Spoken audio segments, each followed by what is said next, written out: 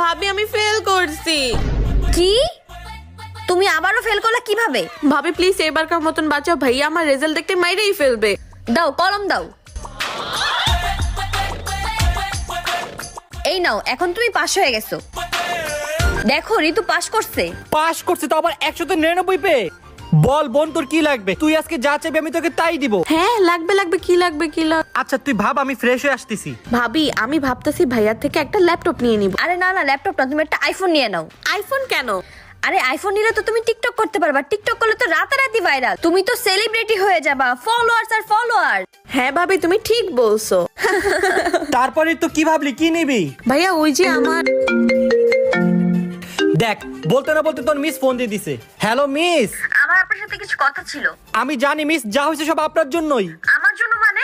আপনার বোন সব সাবজেক্টে ফেল করছে। কি রে? তো আজকে তোদের দুইটার খবর আছে।